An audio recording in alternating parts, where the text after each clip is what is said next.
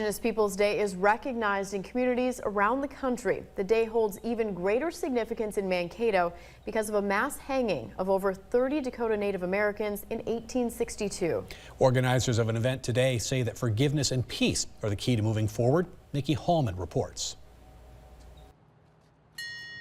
A bell tolls 38 times, recognizing 38 Dakota who lost their lives on December 26, 1862.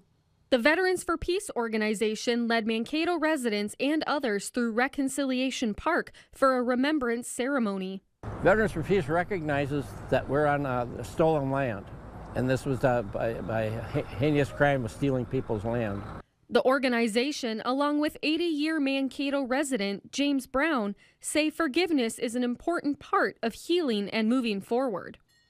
For 50 years, I never saw Indigenous people. They were not welcome in Mankato, and now they are. And so that makes a huge difference. The horrific actions that took place over 150 years ago were not always taught in schools, and many still are not completely aware of the details. It's events like these that help inform others about that painful history and help find peace for the future. It was as I got older, and especially when I moved here over a year ago, that I learned that the impact was actually rather large, and it's still felt today, especially in the Mankato area. Roughly 25 people showed up to the event, walking in silence and remembering what the Dakota 38 went through. Thanks to the help of organizations and more events taking place marking Indigenous Peoples Day, many people are able to learn more about history and reshape the future. I don't want to just know the history. I want to, be involved.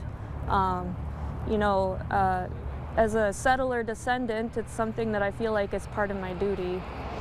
Here at this gathering place, we have come. Have pity on us and look.